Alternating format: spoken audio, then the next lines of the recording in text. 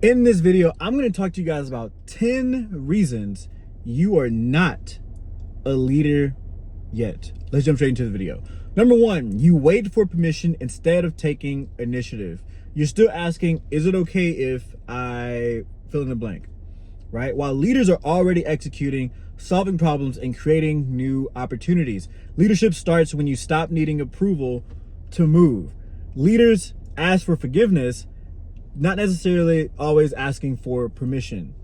As a leader, you have to be able to make you have to be able to make decisions quickly and change your mind slow. It's the same thing with building wealth. It's the same thing with success. The same thing with everything. That's why all these principles tend to fall in line and create the same person, right? Because to be a leader, you have to be able to take charge and be fully responsible for everything that happens as a result of that decision, right?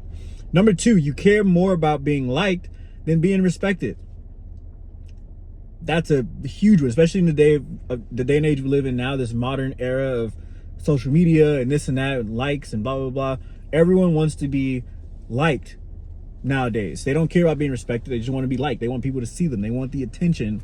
And I don't want to get into another psychology breakdown about that, but that's probably coming from parents. That's probably coming from a mom and dad issue. That's probably coming from so many different things in your life, where it's created and fostered the type of person that you've become, right? And I'm not going to go down that rabbit hole, but trying to keep everyone happy keeps you soft. Leaders are willing to disappoint in the short term if it means doing what's right for the team and the long-term vision, right? Respect over popularity 100% of the time. As a leader, you have to be willing to take the fall for everything. And when things happen that's good, you have to be willing to give that praise to the bigger team. As a leader, it's not about you. That's if I could sum this whole thing, all 10 of these into one thing, is being a leader isn't about the actual leader. Simple as that. Number three, you haven't mastered your emotions. If stress makes you snap, pressure makes you freeze, or criticism makes you defensive, you're unpredictable. Great leaders respond, they don't react. Their emotions serve them, not control them. You don't react emotionally. You do what's right morally. You do what's right for the team. You do what's right for the vision. You do what's right for the bigger picture, not just for yourself, right? There's a book called The 5 Levels of Leadership by John Maxwell. If you haven't read John Maxwell's books, I suggest you turn off the video now and just go read his stuff, because he is the master of leadership. He's written, I couldn't even tell you, probably 50 books on leadership, right? If there was ever a Bible about leadership, he wrote it, right? So go listen to some of his stuff, go watch some of his stuff. I would start there. One of the first books I read by John Maxwell was the 21 Infutable Laws of Growth, I think it's called, or the 21 Invaluable Laws of Growth. Something like that. Something like that. The 21 something laws of growth. It starts with an I though. But that was the first book I read. After that, I got hooked. I read, I don't even know, probably 20 to 25 of his books, right?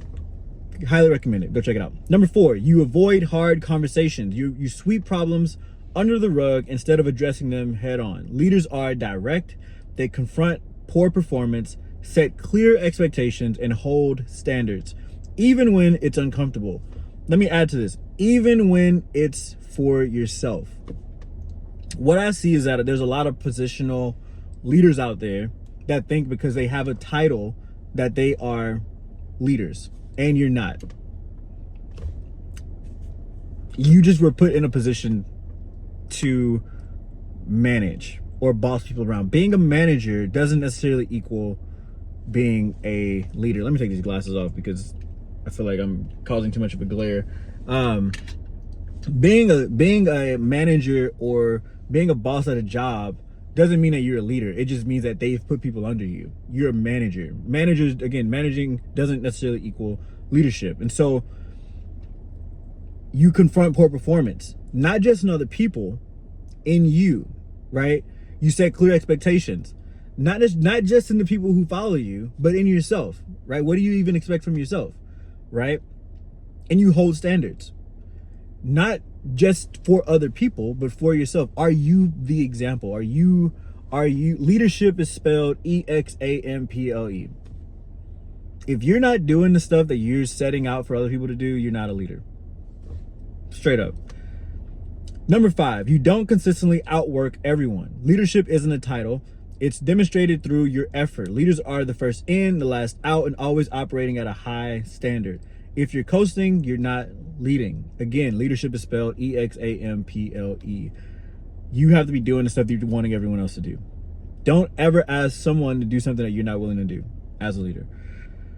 Number 6, you lack a clear, compelling vision. People follow clarity. If you can't clearly articulate where you're going and why it matters, you'll struggle to gain followers, inspire loyalty, or keep momentum.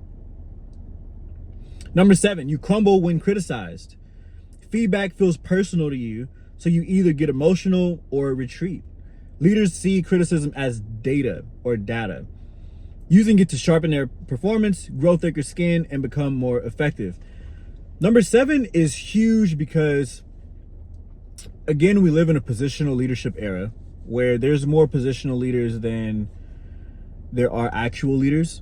And because they are positional leaders, they don't understand being the example. They don't understand why they need to outwork everybody else. They don't understand why they get criticized. They think that being a leader is, I give all the rules, I'm the king. A lot of people confuse leadership with kingship or dictatorship or communism.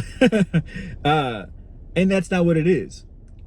By no means. A leader is someone who not only is willing to tell everyone where they need to go and what they need to do, but they're willing to do all the stuff that they're saying first, not last, not like a in case I have to. No, they're willing to do it first before everybody else, before they even give the charge. They're willing to go out there and put it all on the line. That's a leader. If you're not willing to do that, you shouldn't be in leadership. I hate to say it. And so when you get criticized, how are you responding? And not necessarily criticism from your superiors or your higher ups, but from the people who follow you. Are you willing to eat the crap or to get criticism from the people that actually follow you on how to lead them better? I see a lot of leaders who have ego hits when their followers or the people that follow them try to give criticism. When they're like, hey, I don't really like that you talk to us that way. How do you handle it? Do you justify and put up a fight and fire them or tell them that they need to get out of your business or they need to, go somewhere else?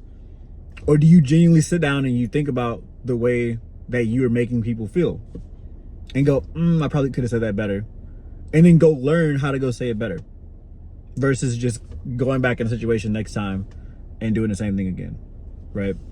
Number 8, you don't take ownership for mistakes. Blaming others screams insecurity. Leaders take full responsibility even when it's not entirely their fault, because ownership earns trust and trust earns influence. I just kind of talked about this in some of the last ones, so I'm not going to go too much into that. Number 9, you operate on feelings instead of principles. Your discipline fluctuates with your mood. Leaders operate from standards, not emotions. Rain or shine, they show up, decide, and execute, driven by conviction, not convenience. Your discipline shouldn't fluctuate with your mood. If your discipline fluctuates, it's not discipline. Because discipline is doing what you want to. Discipline is doing what you don't want to do. Discipline is doing what you know you should do even when you don't want to do it. That's so hard to say. I don't know why that's hard to say, but whatever. So if your discipline is fluctuated by your mood, isn't that not discipline? So you have to show up and be disciplined and stand on principles, stand on standards, and do the hard crap even when you don't want to do it. And if you're not, stop telling other people to do it, because you're not a leader. Straight up, you're not a leader. Number 10, you're still waiting for the right moment. You think leadership starts once you get a title, platform, or recognition. Reality, leadership is a decision. You start acting like one now, long before anyone calls you one. If you can't lead yourself, you can't lead other people.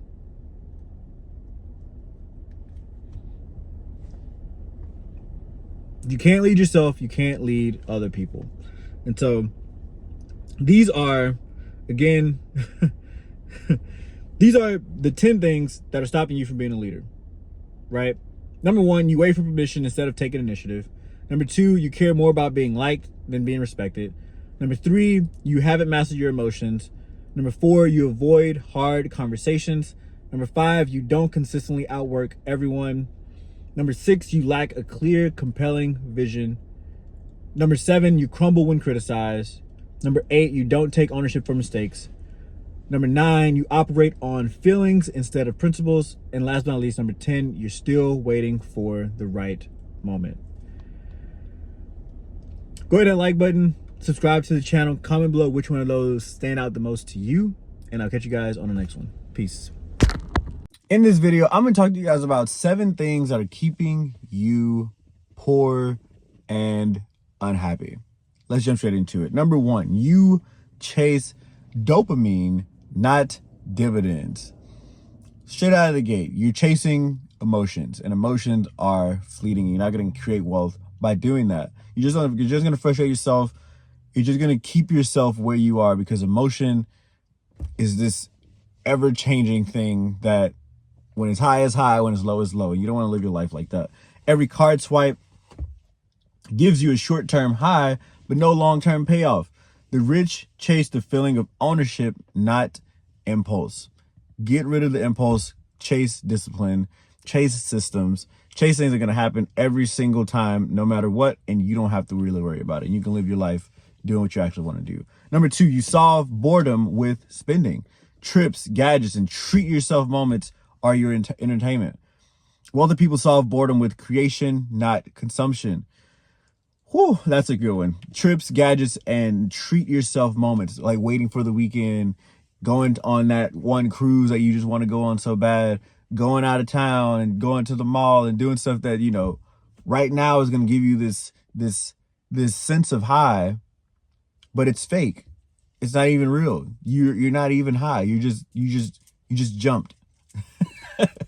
you just jumped, because when you land tomorrow, the next day, you're back to reality, right? So you got to delay gratification for some time. You have to, there's a period where you're delaying the jumps, so that way you can just fly. And that's the goal, right? You're not going to do that through consumption. You have to do it through creation. So in those bored moments when you want to go out and you want to do stuff with your friends, say no and build something else. Do something else. Find ways to create and be entertained without doing the things you've always done, right? Number 3, you only think about money when you don't have it. If your money habits only show up when you're broke, you're stuck in financial survival mode forever. Man, that's a good one. If your money habits only show up when you're broke, you're stuck in financial mode. You're stuck in financial survival mode forever. When you get to the point where you only have that last little bit left, and you're like, well, this got to go, and you start doing your your calculations. That's when it should be a thing that you're in survival mode. And you got to get out of that. You got to do those things when you have the money, not when you are losing the money, right? Number 4, you confuse movement with progress. Switching jobs, hustling harder, or starting something new isn't building wealth if the core habits never change. What are the core habits? I have multiple videos about the core habits of building wealth. Just start scrolling through my YouTube library or through my channel. I have plenty of videos on wealth habits and what to do and what you shouldn't do. I literally just posted a video a few days ago about the 5 good habits you need to do to create wealth, and the 5 bad habits you need to avoid if you're trying to create wealth. Like, go through those videos, watch them, understand the habits, and stay away from the bad ones. Also, switching jobs and hustling harder doesn't equal wealth. Doing more stuff doesn't equal making more like creating more wealth. It doesn't. Busyness isn't the goal. The goal isn't to be busy all the time. Wealthy people aren't just busy people. They're productive and they have high leverage. And when they pull a lever, it's different than when you pull a lever, right? Because the lever that they're pulling on has more leverage within it. However, they're not just running around doing a bunch of stuff, pulling a bunch of levers. Like there's one lever equals 15 of your levers, or probably more than that. But anyway, that's a different talk. We'll get into that in a different video. Number 5, you don't understand the price of time. You trade hours for dollars without realizing time is your scarcest asset, and you're spending it like it's free. Whew, that's a good one. You're spending it like it's free, as if you're just going to get more of it, as if none of this stuff even matters and you're not trying to compound your time. You're just trying to make the most out of the time that you're in. You're doing a YOLO. You're like, oh, well, I'm only going to live once anyway, so might as well. And 10 years from now, it's going to suck. It's going to suck. So be disciplined now. Use your time wisely now. Do the hard stuff now, because later will always come. However, later will not always be what you want it to be if you don't do what you need to do now. Number 6, you're allergic to discomfort. Big wealth comes from big, uncomfortable moves. Asking for a raise, starting a business, risking the reputation. You play it too safe. You gotta get out of the discomfort. Out of the comfort zone. You gotta move into discomfort. You gotta start doing things that you would never do to get the life that you would never have. Simple as that. If you're somebody who's like, man, I just don't like to read, man. I just can't pick up a book and sit down and read it. Well, freaking do it, because look where you are. You can't listen to podcasts. You can't learn about money. Okay, what are you complaining about then? You gotta one of the two has to fix, right? You have to either get over the fact that you're where you are in your life and you accept it, or you become someone different. And to become someone different, you have to do things different. You have to think differently. You have to behave differently. You have to have different habits. You have to have a different mindset.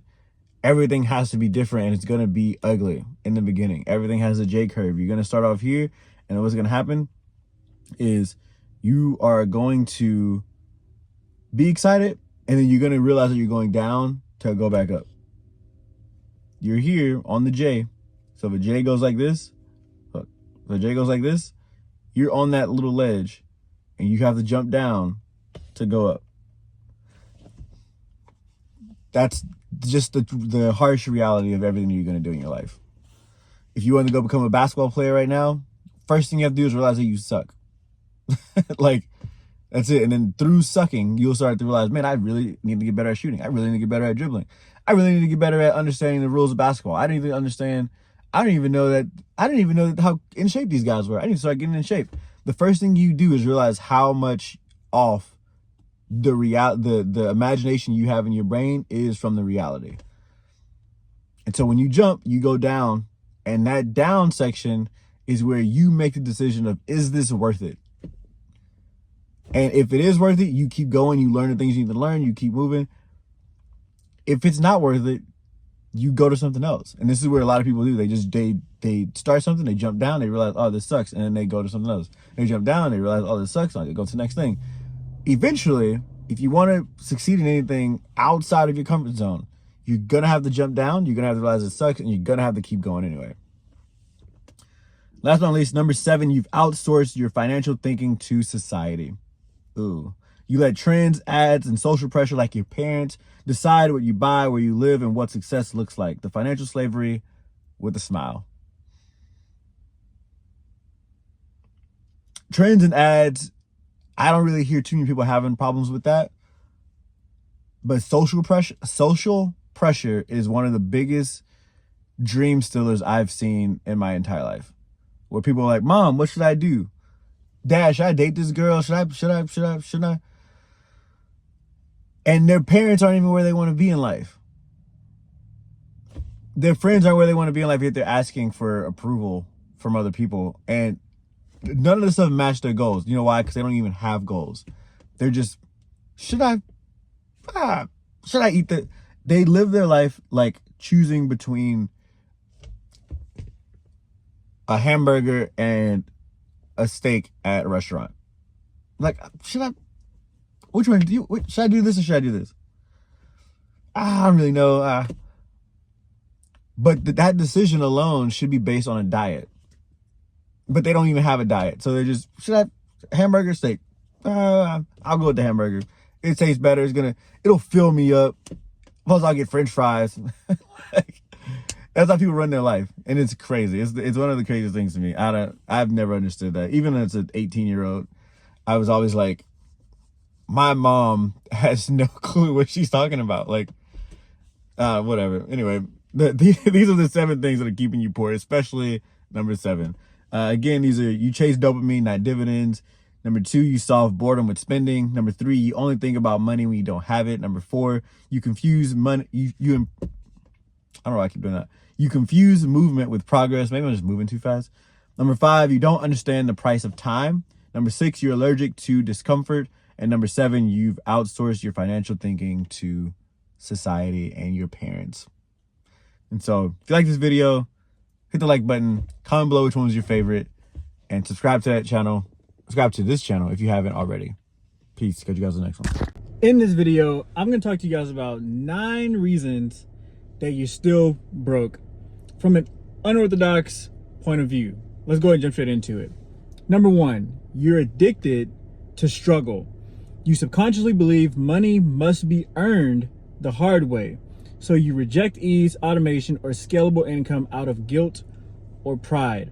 A lot of times this comes down to the harder you work, the more money you make. And you have to get rid of that mindset in order to take your life to that next level and to that next phase. Because if hard work actually equaled wealth or riches, then ditch diggers would make the most money, or construction workers, or people that had harder jobs, where, as you guys know, CEOs typically make the most money when it comes to a traditionary, 1099 W2 type role. I'm sorry, not 1099 W2 type role. And so you're addicted to struggle. You're trying to find ways to make money the hard way, when the hard way isn't necessarily the way. And you got to figure out different ways to go create income other than hard labor, right? Now sometimes that's even a conscious struggle. Now, subconsciously, you could also be thinking the same thing, where you could also think that, okay, maybe I don't need to do something hard labor, but maybe the task needs to be a difficult task. Even that isn't necessarily the case. And so you got to figure out how to untrain your mind to think about money from a different lens versus what you've always been taught throughout your life. Number 2, you confuse busyness with productivity. You stay constantly active but rarely move the needle financially. You feel productive, but your bank account says otherwise. Are you doing high leverage tasks, or are you just staying busy? That's really what it comes down to. If you ran a business, right, there's one thing that really moves the needle: sales. Right now, if you're the CEO, you're typically in charge of sales. If you're going and you're doing data entry or human resource work or operations, those are all things to keep you busy. However, those don't move the needle forward. You're not going to make more money by doing more tasks. The goal isn't to take on more tasks. The goal is to do the high leverage task at a high skill level. That way you can actually increase your income. Number 3, you inherit scarcity mindsets from family. Even if you make good money, deep-rooted beliefs like money is evil or rich people are greedy cause self-sabotage when you start to succeed. You have to renew your mind. You have to change the way that you think. You have to change the way that you approach wealth as a whole. If you take along the baggage that you've accumulated over your life into this next phase of your life, it will show up in every decision that you make. You have to get rid of that ASAP. Number 4, you reject sales and marketing. You think selling is sleazy, so you avoid promoting yourself, your skills, or your business, cutting off your main path to wealth. You have to understand that sales isn't this disgusting used car salesman type of thing, right? Sales is just influencing one person to make a transaction that will better their life. That's what it should be. Better their life, or better their business, or better their situation in any type of way, right? That's what you're trying to do. You're trying to tell someone that, hey, I know you're doing this. This might be a better way to do it. And when you can get out of the mindset that sales is bad and get into the mindset that sometimes you have to do sales in order for people to understand what you're doing, hopefully that can switch this mindset in itself, right? So you have to get out of the rejection of sales and marketing. It has to change. And now the better you are at marketing, the less you have to sell. The better you are at sales, sometimes the less you want to market, right? When you think about McDonald's, you know McDonald's because they have fantastic marketing, and they don't have to sell you on their burgers. They have probably the least, it's literally not even food. Yet people go there and spend millions and millions and millions of dollars a day to go and eat not real food. Not because they're trying to sell you on it. You never got a call saying, hey, come eat our burgers from McDonald's. No, it's because their marketing is fantastic. Now on the other side, you also have companies that are really, really, really good at sales that don't necessarily have to market because their product is also so good. And so when they call and it makes sense, you do it. And so you don't have to fall in love with sales and marketing, but you have to at least accept it. It's part of business. It always will be. It's not going anywhere. Number 5, you normalize chaos. I can't talk today. You normalize chaos. You live in a loop of emergencies, poor planning, and financial drama. Peace and stability feel foreign, so you unconsciously recreate instability. That is a pattern that you do not want to be in, and you need to get yourself out of it as fast as possible. But the thing is, if you aren't taking the time to locate these things in your life, they'll never disappear from your life. Because right now you're living in a subconscious state where you're just doing what you've always done. If you're not learning, you're not paying attention, you don't have goals, you don't have, I like to call them like your notifications set up in your mind where your things just kind of feel off. You'll never realize it. You'll never realize the chaos that you've normalized. And sometimes it takes someone else's perspective, like a video like this or another podcast or reading a book, where you're like, oh dang, I've been doing this like this for so long, I didn't know that was wrong. And so you have to learn that you're actually normalizing chaos before you can actually change it. Number 6, you want fast results, not real growth. You chase quick wins, overnight success, or viral fame. Long-term wealth is boring, strategic, and requires patience. Something many resist. 100%. If you're doing this for the praise, if you're doing this for the hurrahs, if you're doing it for the results, I suggest stopping now and do something else. 100%. Because this isn't about, creating wealth isn't about the applause, right? It's not about having a Ferrari. It's not about any of that stuff. It's creating systems in your life so that wealth just happens, and it's a lifestyle, not an event, right? Number 7, you're waiting to feel ready. You keep preparing, researching, or getting everything perfect before you take financial risk, missing your window for real action. We've all met this person. They're like, oh, I'm going to start that business when I just, I'm trying to get all this stuff set. Oh, I'll do this when I'm just trying to get all this stuff separated and prepared. And I'm trying to think of a logo and a website and blah, blah, blah, blah. And there's always something else that comes up before actually taking action to start that thing. And 3 years go by and like, hey, did you start that thing? And they're like, I'm still trying to, and it never ends because they're afraid and trying to get ready, right? You have to get rid of that in your life, or you'll just procrastinate your life away. Number 8, you surround yourself with broke mentality. You hang out with people who normalize overspending, complaining, hating on success, or settling. So wealth never feels urgent or even possible, right? And then if you did do it, right, like we said before, you're subconsciously self-sabotaging. So you're teaching yourself that wealth is bad, or you're hating on success, or you're settling, and you're complaining about this. It's all connected, right? You can't hang out with a bunch of people who think, you're not going to go hang out with a bunch of people who think oh, drugs are good, and then also go hang out with people who think drugs are bad. You eventually will pick one.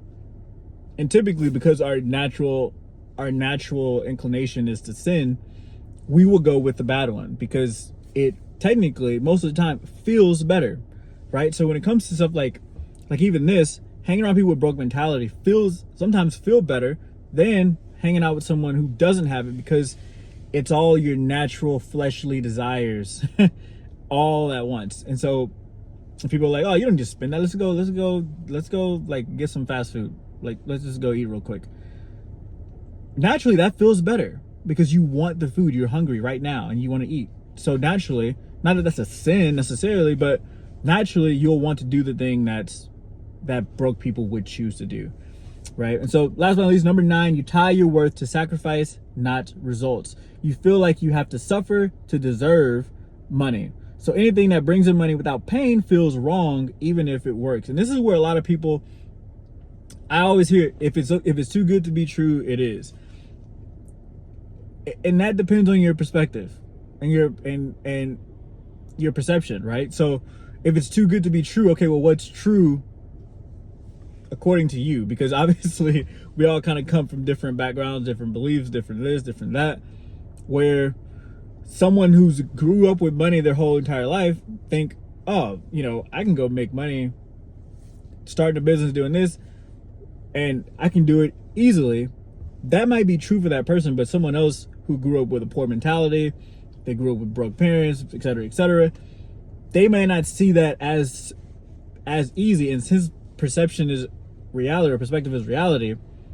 Both can technically be true. You see what I mean? And so when that happens, that's when you have to check yourself. Is, okay, well, is this true? Like, is this objectively true? Or is this just something that, I've taught myself to believe, right? And feeling like you have to suffer to deserve money isn't a fact. You don't have to suffer to make money. Literally, if you just go work a normal job, you're not suffering to make money. So the belief is dead. You're not suffering to make money. You're doing a task to make money, right? And now there's obviously people like Warren Buffett, who literally, he just invests his money and he makes billions and billions of dollars. Obviously, he's not suffering, right? So there's people who can create income without suffering. So sometimes you just have to ask yourself, like, is this actually true, or is this just me, right? And once you do that, you'll start to find some different answers, and you have to do some soul searching and some mind searching and some digging into yourself to figure out why you believe what you believe and if that stuff is actually true. So again, these are the 9 unorthodox reasons that you're still broke right now. And again, number 1, you're addicted to struggle. Number 2, you confuse busyness with productivity. Number 3, you inherit scarcity mindsets from family. Number 4, you reject sales and marketing. Number 5, you normalize chaos. Number 6, you want fast results, not real growth. Number 7, you're waiting to feel ready. Number 8, you surround yourself with broke mentality. And last but not least, number 9, you tie your worth to sacrifice, not results. Hope the video helps. Hit the like button, comment below your thoughts, and hit that subscribe button, and I'll catch you guys on the next one. Peace. In this video, I'm gonna talk to you guys about 7 shifts that you need to make to go from scarcity to abundance. Let's go and jump straight into the video. Number 1, I can't afford it, to how can I afford it? Now, this doesn't mean like spend money you don't have, go into credit card debt, not that kind of how can I afford it, like not necessarily a I'm gonna do whatever it takes mentality, but more so like a how can I afford it without breaking the bank, going into debt, and ruining my life, right? A scarcity mindset shuts the door on possibilities. An abundance mindset asks better questions that lead to better solutions. Instead of stopping at lack, you activate creativity, hustle, and resourcefulness without going into debt, without breaking the bank, without, it shouldn't necessarily take everything you have to make a decision. If you're at that point, that's probably not a decision that you should be making right now anyway. Scarcity says this is impossible. Abundance says there must be a way. Number two, there's never enough to, there's more than enough for everyone. Scarcity believes success is limited. If someone else wins, you automatically lose, right? Abundance recognizes that wealth is not a pie. There's no shortage on opportunity. This shift kills comparison and unlocks collaboration, gratitude, and contentment. When you think in terms of scarcity, you're thinking in terms of competition. Everything is, if this person's winning, that means that I must have to lose, right? When the reality of it is, multiple people can win. There's no lack of income. There's no lack of money. There's no lack of really anything. God created all of it. So there's an abundance of everything, right? When one person gets rich, it doesn't mean that one more person is poor. Like, there's decisions that has to be made. And yes, of course, there's more rich people. I mean, there's more poor people than there are rich people, but that's not because there's a lack of money. It just means that there's a lack of correct decision making, right? And so scarcity thinks they're ahead of me. Abundance says if they can do it, I can too. And that's how you should be thinking. Number three, I have to hold on to everything needs to shift to money flows to me and through me. Scarcity clings out of fear. It's afraid to lose, while abundance understands that money is a flow, not necessarily something that you trap. You don't get and like you don't trap it. You can't trap abundance. And Proverbs and the Bible talk about this a lot. Like, wealth will fly off like an eagle into heaven. Like it will run from you if you're trying to chase it, because wealth isn't something that you necessarily chase. It's something that it flows. It's you have to put yourself in positions to create wealth. It's not something that you run after like you would a race or anything like that. It's more than that, right? When you give, invest, and circulate wisely, you invite increase. Scarcity says, what if I run out? Abundance says, what I release comes back multiplied. You reap what you sow, right? When you tithe, God's going to give that back to you. When you give, God's going to give that back to you. And so if you're trying to hold on to everything and you know what I mean? There's a word for it. I can't think of the word right now. But when you try to hold on to everything, right? The money that's supposed to come back to you that you're not giving, you won't get any more because you're showing what you would do with it. Does that make sense? Like, you reap what you sow. So if you're not sowing anything, how can you reap anything, right? Number four, success is for others needs to change to success is my portion too. Scarcity sees wealth as something other people deserve and not you. Abundance says you are called, worthy, and capable of achieving greatness. This shift builds identity, confidence, and drive. Scarcity says I don't have what it takes. Abundance says I am built for this. And this comes through developing your self-image. This comes through reading books and learning, right? A lot of times you have this mindset because you haven't learned to think otherwise. Maybe you grew up in not the best environment. You grew up where money was something that evil people gained. Like, there's so many things that you have to shift in your mind other than just I want money now and you think you're gonna get it. Like, it doesn't necessarily work like that either. Like, there's so many mindset shifts that you have to go through, which I have a few videos on that as well, but for now I'll spare you guys. It's just bigger than, I'm gonna go work this job and do whatever I gotta do to make money. Like, in order to create real wealth, it's a mentality, not necessarily a task, right? And so number five, what if I fail needs to change to what if it works.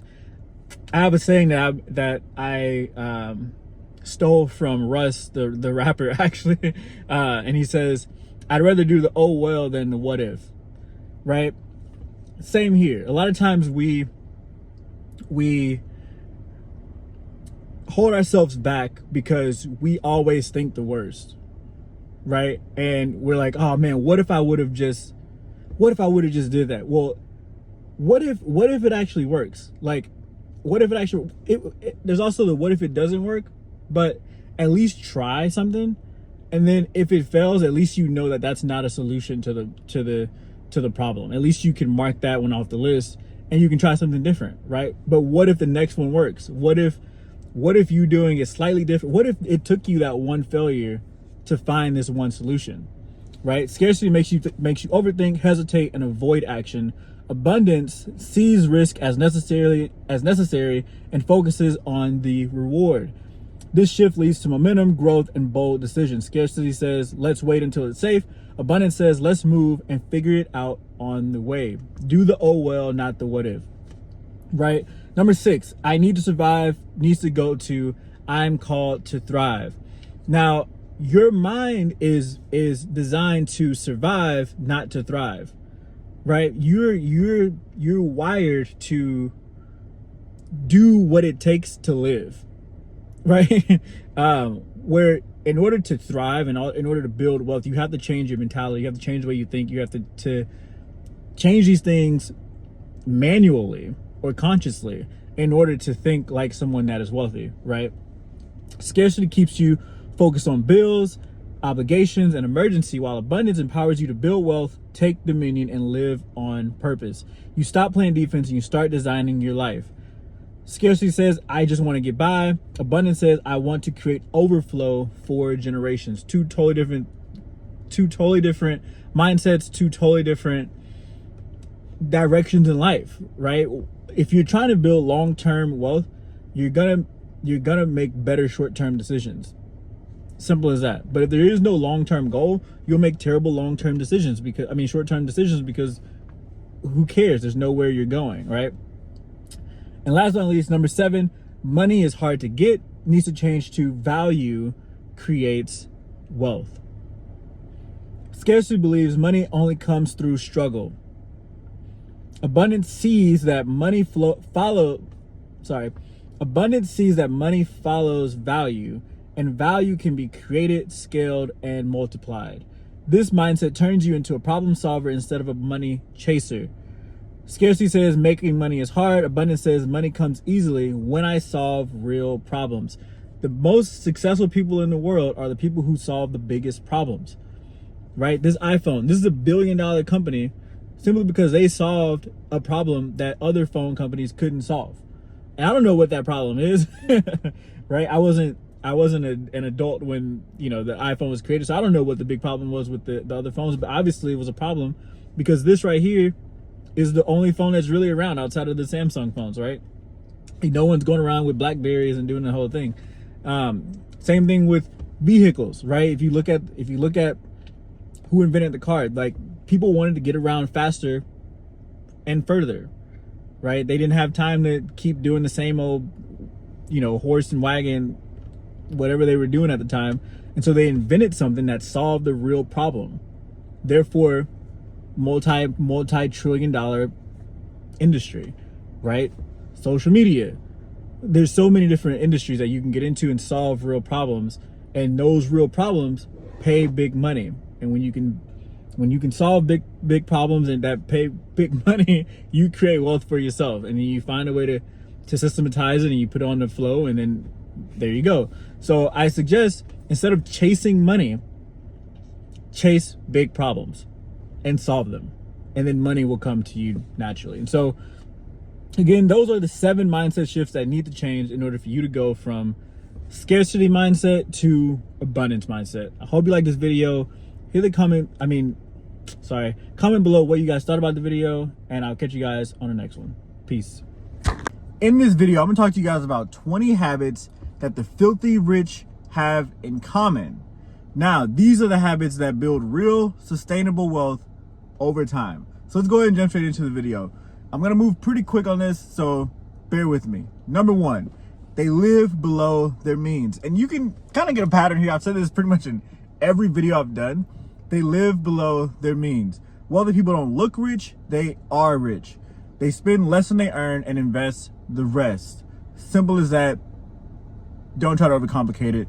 Income, expenses, that gap is where the rich make the biggest, right? Number 2, they invest consistently. Whether it's stocks, real estate, or businesses, money always works for them. They don't work for money. They prioritize assets over liabilities. Number 3, they protect their time. Time is the most valuable currency. If you don't schedule your own calendar, you will get pushed around by someone else's. Simple as that. They delegate, automate, and focus on high leverage tasks only, right? They're not going around doing stuff that anybody else could do or they could pay somebody else to do. right? Number 4, they read and learn daily. Constant learning equals constant earning. Most millionaires read books on business, mindset, and investing, and most millionaires read at minimum 50 books a year. So therefore, if you're not a millionaire, you're not reading 50 books, you might want to at least do that one, the one that you can control, right? Number 5, they set clear goals. Rich people don't wing it. They know exactly what they want and reverse engineer how to get there. In order to reverse engineer something, you got to know what you're reverse engineering, right? So most people that aren't millionaires probably also don't have goals. So what is your goal? Do you even want to be a millionaire? If you don't want to be a millionaire, then why are you even watching someone talk about being a millionaire, right? Figure out what you want and then go after that thing, right? Reverse engineer it. Start setting checkpoints and goals along the way. 5-year goals, 10-year goals, 1-year goals, and then 30-day checkpoints, 90-day checkpoints, whatever, in order to help you get there. Number 6, they take calculated risks. They don't play it safe, they play it smart. They study the risk and reward before making a move. Now, don't over analyze, right? The thing with rich people as well is that they make decisions quick and change their minds slow at the same time. So they're not gambling. At the same time, they're also not overthinking everything, right? Everything's not a pyramid scheme. Everything's not the end of the world. You got to have a balance of the two. And you can't just think that everything is out to get you, right? Because it's not. No one cares that much, honestly. Number 7, they surround themselves with other winners. Your network equals your net worth. They choose their circle intentionally. Who are you hanging around? Get around better people, right? If you're not hanging around people that are where you want to go, then you're probably hanging around the wrong people. Number 8, they track their money closely. They know where every dollar goes. Money obeys structure and attention. Number 9, they delay gratification. They sacrifice now to enjoy more later. They'd rather invest in assets than flex with liabilities. Where broke people tend to do the exact opposite. They sacrifice later to enjoy themselves now. And they'd rather invest and flex in liabilities rather than flex in assets. And you see this everywhere. You see it in the clubs, you see it in the movies, you see it at your local fast food restaurant, right? That's why it's called fast food, because you are literally giving up the later for right now. You want the food right now. And so you'll give up how healthy it is to have it right this exact second. You can literally just go to a different location and or meal prep yourself, right? Number 10, don't rely on one income source. Most millionaires have 3 to 7 income streams. Now, I love and hate this one because I get what they're saying. However, I've prefaced this in other videos. They don't all start off with 3 to 7 income streams, right? You got to build one and then it goes into the others. They build side hustles, passive income, and investments, right? So there is a main thing, but then once that main thing is established and it's producing, then they start doing side hustles. Those side hustles typically will get rid of this main thing. Typically it starts off as a job. So maybe you're working 8 to 5 now, you start a side hustle. That side hustle becomes more lucrative than the job. And then you start a second side hustle and then another side hustle. You take that income and you start investing. And then that creates passive income. And then you start doing other stuff and then having this over here and this over there. And it becomes 3 to 7 incomes. It doesn't just start off at 3 to 7 incomes, right? So get disciplined with the one income first and then start adding others later. Number 11, they invest in themselves first. Coaches, courses, health, mindset. They are their own greatest asset. Are you your greatest asset? Do you spend more money on yourself or on the things around you, right? Do you put more money in the stuff that makes you look cool or the stuff that actually is cool for your brain, right? Number 12, they avoid consumer debt. Credit card debt, not part of their lifestyle. They use debt only if it makes money, not to fund lifestyle. Now, the difference between using credit to build credit, right? Now, there's nothing wrong with having a credit card. If you use your credit card to pay all your bills, but you actually have the income and you just pay it off as soon as you, you know what I mean? That's one thing. You're trying to build your credit, get it, got it, good, right? But when you are buying 75-inch TVs on credit just for the hell of it, and you're buying a Mercedes when you probably should be in a Hyundai or stuff like that, that's what we're talking about here, right? Don't put your lifestyle on credit. Build credit, but not to flex. Actually go build the credit to go start a business, get good debt, which is, you know, getting a loan for a business, getting a loan for something that's going to produce an asset. Don't just get loans to like buy a, I don't know, a Ferrari or a Corvette or something like that. I think that's stupid.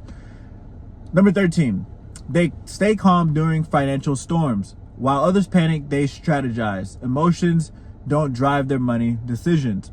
Most of the time, and this is more on a macro level, most of the time, the best time to invest in anything is when everyone's in a panic, right? If you were going to invest in NFTs, right now is the best time to do so. Why? Because no one's doing it, right?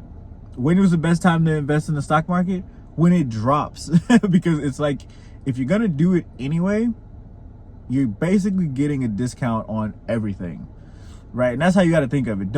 If you're trying to day trade and you're trying to move things quick and up and down, blah, blah, blah, like, yeah, of course you're going to be all over the place. But for the person that's going to put the $1,000 a month into stocks, and you're going to buy the same stock anyway, when it goes down, you're just getting a discount. You're not trying to sell it tomorrow. Like, you're doing this for a long-term play, which is how, in my opinion, I think investing should be. But obviously you have guys who, you know, treat it more like a sport and blah, blah, blah, blah. And I'm kind of going into a different topic, but whatever.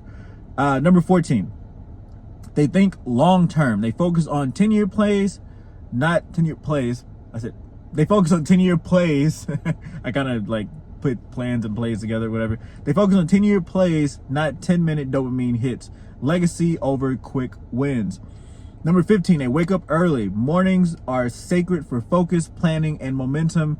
They don't waste the most productive hours. I think that the mornings are the most slept on thing literally throughout your entire day. Your morning is literally the most slept on part of your day. And I know you want that sleep, but that morning, I'm telling you, it's so productive and it's so awesome, because you can always add an extra hour, right? I mean, not always, but if you can wake up at 4 o'clock if you wanted to, and you have from 4 to 8 o'clock to really like get crap done, work out, like film videos like this, do stuff that you need to do, right? Pray, meditate, do all that stuff. Get it done early. Don't wait until the middle of the day and you're like, oh, I gotta go, blah, blah, blah. And then you're thinking about all this other crap. Like, that's not true, like, productiveness. You know what I mean? Like, so if you're not an early person, I suggest you try it. Number 16, they don't complain. They don't waste time complaining. Problems, they solve them or move on. They don't play victim, they play offense. Number 17, they give generously. Tithing, donations, mentoring, abundance flows through them. They know wealth multiplies when it's shared. And that's biblical. You can go look that up in the Bible. It's in Proverbs. I don't know the exact proverb, or, you know, but that's a biblical take, right? Number 18, they focus on ownership, not labor. They want equity, not just a paycheck. They aim to own, not just work for someone else. Number 19, they have mentors. They learn from those further ahead. Success leaves clues and they follow them. And last but not least, they don't stop at enough. Enough, right? They're always growing, expanding, and building legacy. Comfort doesn't distract them from their mission. And so those are the 20 habits of the filthy rich people that build real sustainable wealth over time. Hope this helps. Hit the like button, subscribe, and I'll catch you guys on the next one. Peace. In this video, I'm gonna talk to you about 9 steps that you must avoid if you don't want to stay broke. Let's jump straight into it. Number 1, living above your means. They spend money that they don't have to impress people who don't care. Every raise turns into a new expensive car, a nicer car, a bigger apartment, unnecessary upgrades. They confuse looking rich with being rich. Most people wouldn't try to look rich if they understood what it actually took. right? Most people want to look rich. They don't actually want to be rich because of what it takes to actually be rich in the first place. Wealth is built by living below your means and investing the difference. What are you doing with the actual profit? You have to run your life like a business, right? You have expenses, you have things that you have to pay for, and you have an income, right? A lot of people live off that income number and they don't realize that the difference is what they should be living off of, the profit, right? That's why you have a lot of broke rich people. And then you also have a lot of broke people because they don't understand the profit is what you're actually looking for. Not investing early. They think they need to get thousands of dollars before they get started, so they wait. But the earlier you invest, even the small amounts, the more time your money has to grow. Waiting is the most expensive decision that you'll make. You need to start investing now. Don't wait until your life gets perfect. Your life's not going to get perfect, which is why you're trying to invest in the first place, right? The best time to plant a tree was 10 years ago. The second best is now. Number 3, believing a job will make them rich. Now this one's this one kind of goes back and forth because there's definitely jobs out there that can make you rich. Don't get me wrong. There's jobs out there that, you know, pay a lot of money and, you know, you can make some good money. However, there's a few things that go with that. Again, there's a lot of people who live off the gross income, and because they make, you know, $100,000 or $200,000, even $500,000, right? They get expenses that are also $500,000 or $100,000, or they get a nicer car and a nicer this and a nicer that, and they upgrade their life to match their income, when the goal is to have that gap be the thing that you actually live off of. That way you can live a debt-free life. You can live a life that you don't necessarily have to worry about your job. You know what I'm saying? And then also there's just the whole fact of like, you could lose your job, right? The job isn't necessarily the end all be all. In my opinion, I think that the job is meant to start your business. I think the best thing to do with a job is to have a job for a certain period of time, save, run your finances correctly, and then start your business once you get the money saved up and you get some money allocated to go and do that thing. Build your credit, take out a loan, boom, you're into it. Now you can leave your job. However, most people are trying to stay at their jobs forever, and they're pissed when they don't create wealth out of it. Well, that was never the purpose of the job in the first place, right? If you don't learn how to make money while you sleep, you'll work until you die. Number 4, the fear of taking risks. They let fear of failure, rejection, or loss paralyze them. So they play small, they play safe, and they stay broke. Growth requires stepping into the unknown with courage and strategy. Faith without action is dead, and so is potential without movement. Number 5, lack of financial education. They know how to make money, but they don't know how to manage or multiply it, right? What are you doing with that profit that you're making? Do you have an expense tracked where you're going to take this money and go do something else with it, right? When you look at a business, again, they do have the gross income of what the business is doing, and then they have expenses in that business. Typically, in those expenses, you're paying off all your employees, you're paying off all of the stuff, you're doing all of this, but there's also a percentage of that expense where you're going and you might be starting a new department, or you might be trying to expand that business through marketing or through this and through that. That doesn't come from the profit.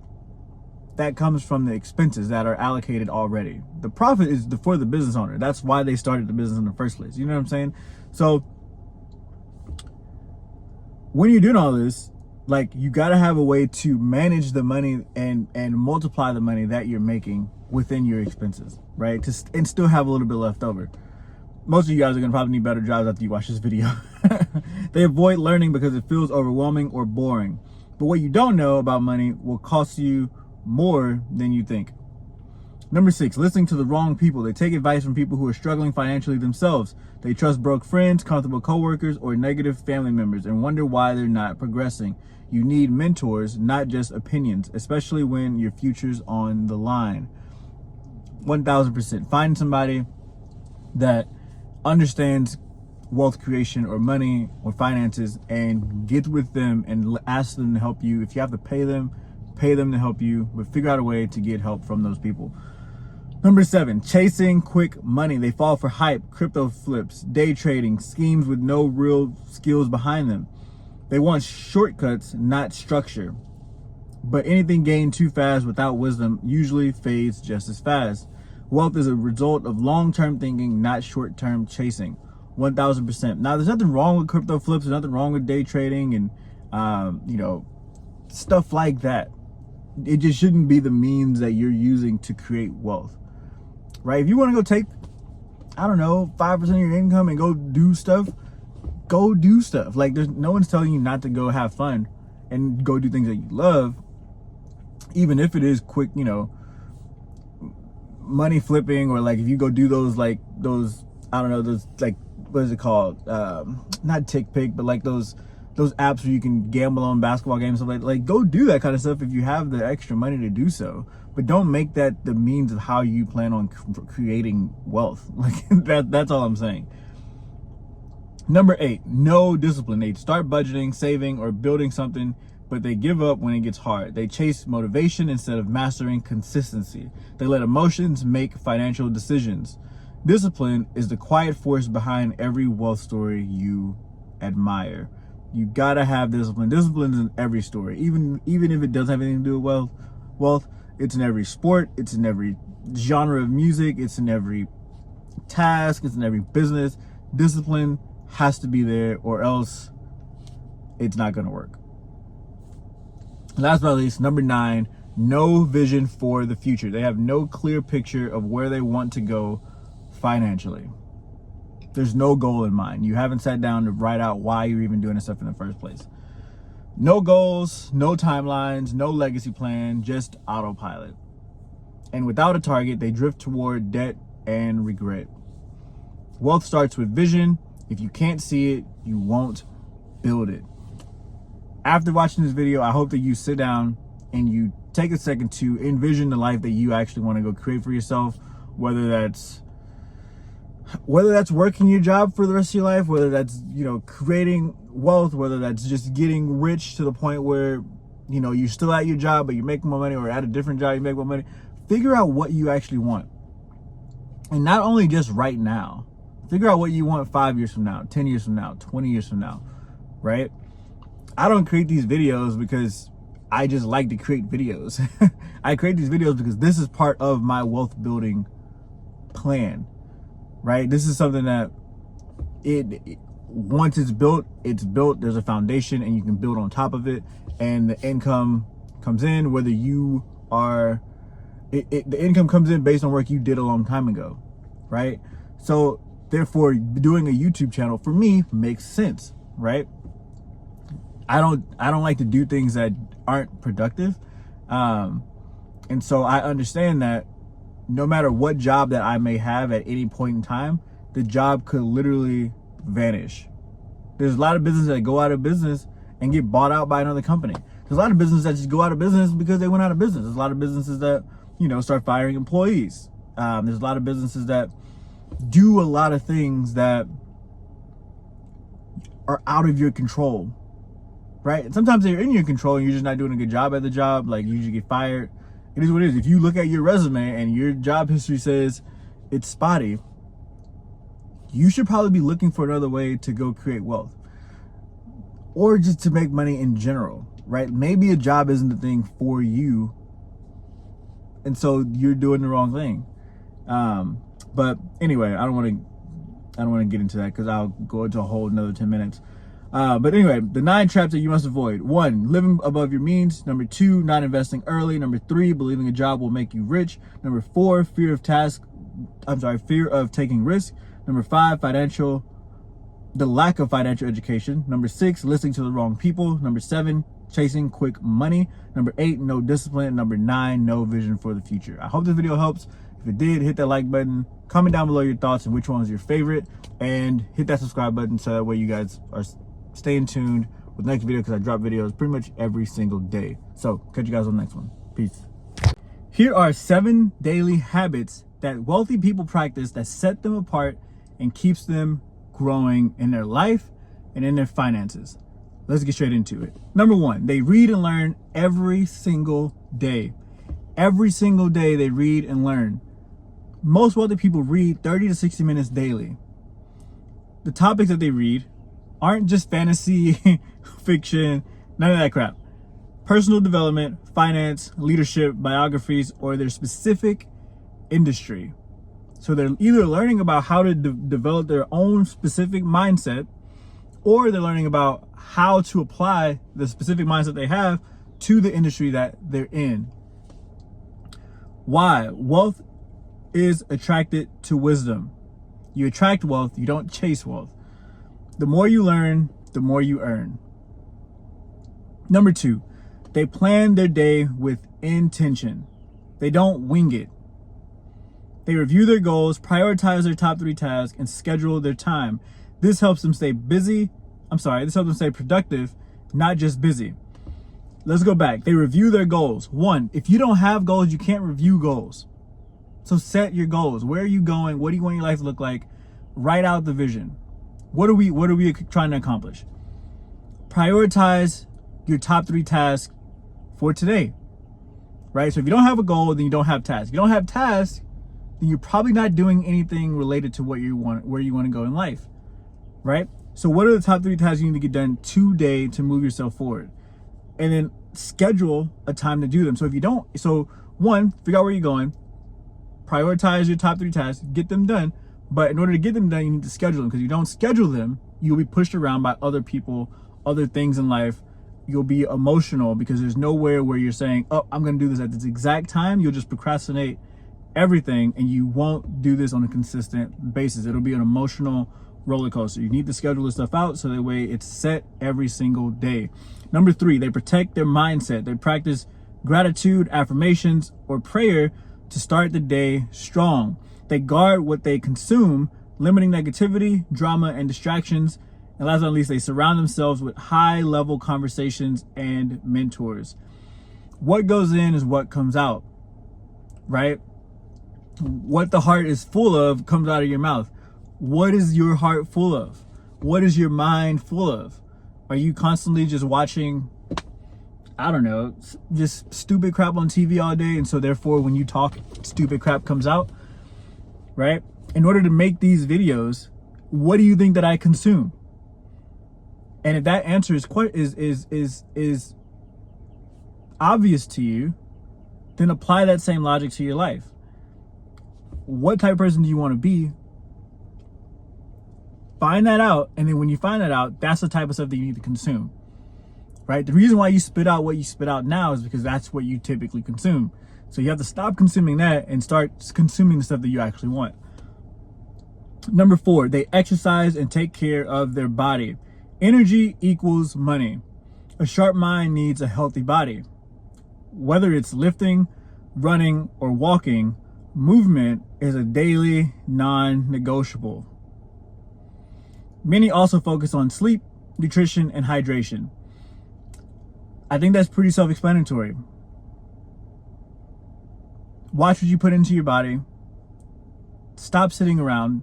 Lift, run, or walk. You got to pick one of them. You got to do it every single day. I recommend 10,000 steps a day just to kind of get the ball rolling.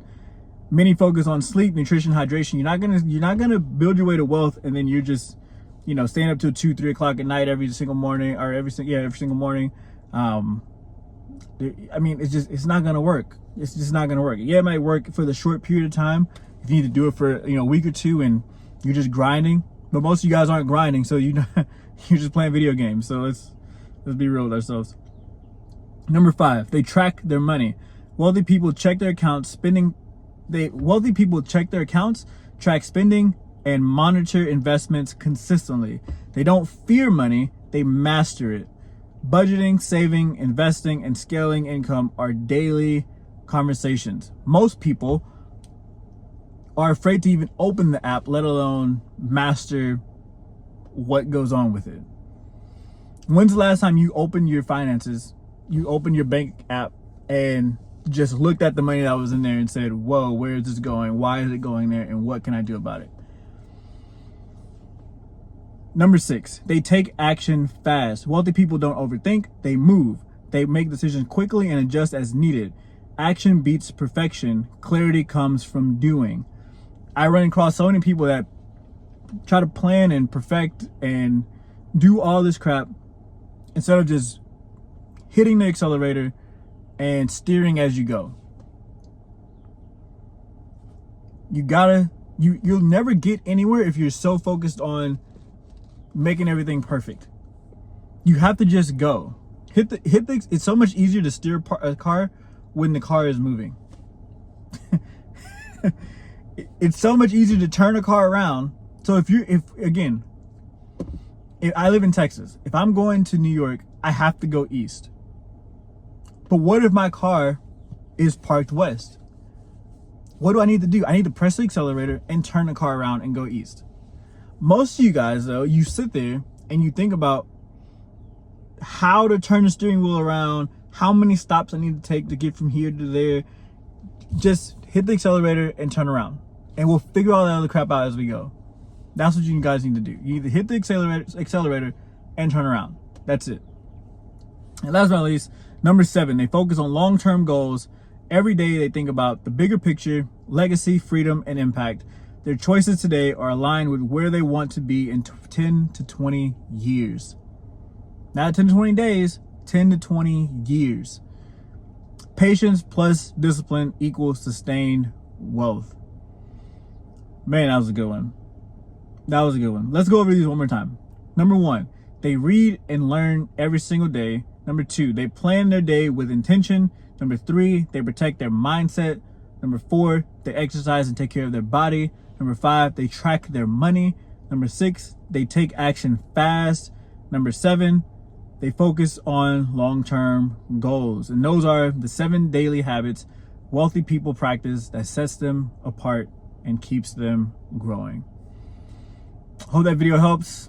Go hit that like button, comment below your thoughts, subscribe to the channel, and I'll catch you guys on the next one. Peace.